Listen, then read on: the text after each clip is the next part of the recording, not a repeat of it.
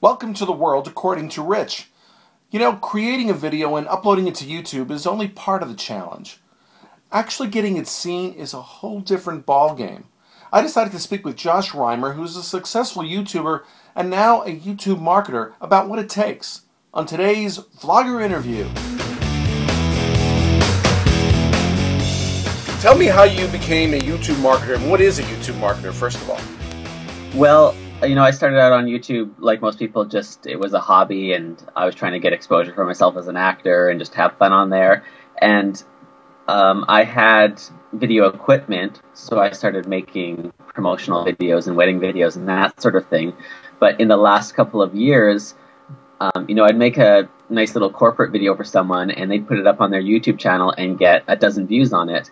And so they'd start to say, you know, I want to get the views like you're getting on YouTube. I don't really care about having this big fancy video if no one's going to watch it. How do I get people to watch my videos? And so then I just started to make this shift of teaching people what I was doing to get eyeballs onto my videos, because everybody sort of realized this is a lot more important that people actually see us than that we just have this big, fancy, expensive video. And so that's sort of how I changed to becoming a YouTube marketer for my job. And how is it, I mean, how long have you been doing this? Well, I guess it's been my job for about 6 months now. Mm-hmm. So prior to the 6 months, I was mostly doing these corporate videos and event videos and stuff. But in the last 6 months, I've been strictly a YouTube guy. That's amazing. I mean, you're doing what people have been sort of working toward. I mean, do you find that perception has changed over the last couple of years? That, I mean, well, YouTube has only been around for 6 years, or almost 7 next year. Has the perception of the potential of YouTube evolved as you've seen it? Yeah, it definitely has. I mean, it still has a ways to go, for sure. You know, so I'm still sort of surprised how slow a lot of people and businesses are to catch on to what's happening on YouTube. I mean, it's the second largest search engine on the internet, and I mean, it's huge, but there's definitely, all the time, people are getting more and more realizing what it's all about. And, you know, when, you know, recently there was a 2020 special on YouTube Partners, like things like that really open up people's eyes to the potential, because so many still think, I mean, so many people still say to me, oh, you can make money on YouTube? Or so many people say, you know, isn't that just for cute kittens and laughing babies? So there's a lot of people who still need to realize what's actually going on the website. But at the same time, a lot of people that are every day joining in on there and realizing there's great content and shows and all that kind of stuff. Now, how do you explain? I mean, one of the things that I find challenging to explain to people is the idea of vlogging. Because vlogging still isn't known beyond the, you know, shows like that special. The idea of what vlogging is and the fact that it's this whole industry now is still unknown. Or widely unknown. It seems like the audience could be 10 times as big. It is surprising to me because, you know, I'm somebody who, I watch YouTube for my entertainment. I don't really watch TV, so, you know, it seems so strange to me when there's people out there who have no idea about the whole vlogging world and all that kind of thing. But, you know, there's also people that are trying to start with vlogging and they aren't building an audience, and they're wondering, you know, why don't I have tons of views and subscribers? So I also kind of caution people to just jump on YouTube and think that they're going to be famous from doing a daily vlog. Because I think a lot of the people who do vlogging successfully started out doing something different and built up an audience, and then they were able to do vlogs. You know, like the Shaytards. I mean, I think Shay Carl really started out doing comedy videos and stuff, right? They hardly ever just start out with, here's my life, and then people latch on. So I don't know. The vlogging thing is really interesting. There's all kinds of different vlogs and vlogging techniques, vlogging styles, and really what defines a vlog. Sometimes I have debates with people about, like, is a vlog just your daily life vlogging, or is vlogging, I mean, I guess, yeah, what defines a vlog? I don't know. But there's all kinds of amazing content on YouTube, and so many people don't know about it still, or don't find it. Right. And it's just, like I said, it seems like that the audience can be so much more than it is. The people who start watching it really get into it. What do you think is the greatest misconception as far as beginning vloggers?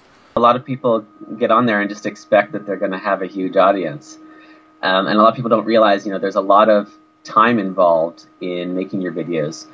Because, I'll make a video and then people sometimes make comments about how they think it really just took the amount of time it was to make the video. Like if I put up a 3-minute video, well, that probably just took you 5 minutes to make. So a lot of people don't realize how time consuming it is until they do it.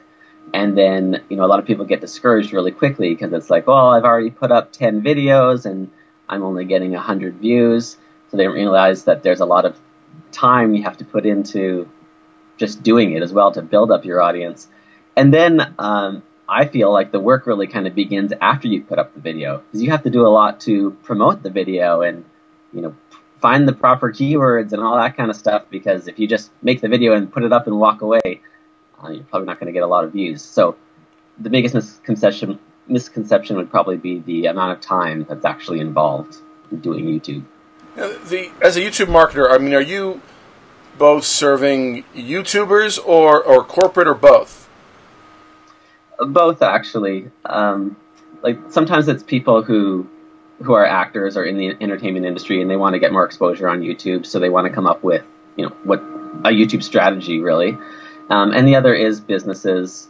If sometimes they already have their videos going up, but they just want me to go in and optimize them to find better keywords and change the metadata and that sort of thing, or add annotations because they just don't really know the ins and outs of YouTube. Right. So yeah, it's really anybody who wants more exposure on YouTube, whether it's a person or a business.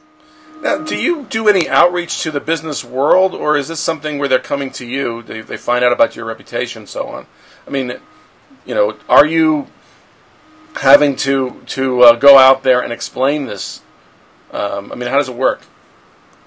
Yeah, I am mostly, well, yeah, so I guess it's a bit of both, because I'm sort of lucky in that there's not a lot of people doing this right now, which, before when I was doing wedding videos, for example, there were tons of people doing wedding videos here, so there was lots of competition. Now, sometimes somebody will come to me because they just talked to somebody else and said, I want someone to help me with YouTube, and they said, oh, well, you should contact Josh Reimer because I'm the only one they know that does it.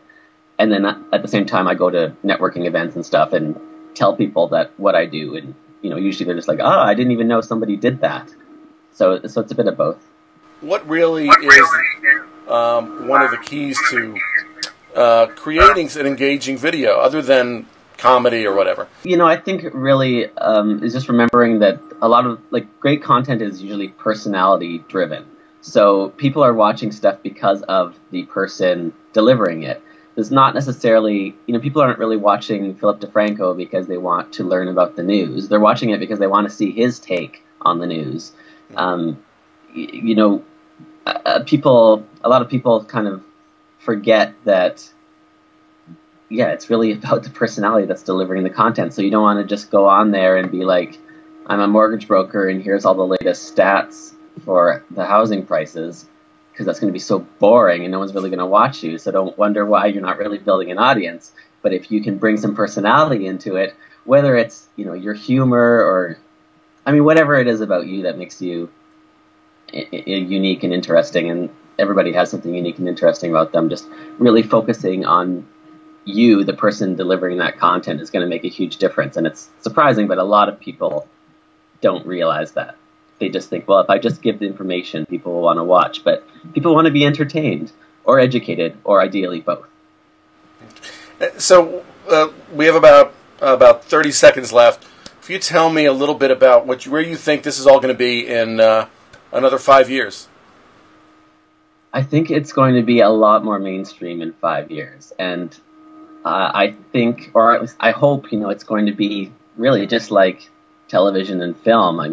It's going to be just the natural thing to do is to go watch YouTube for entertainment.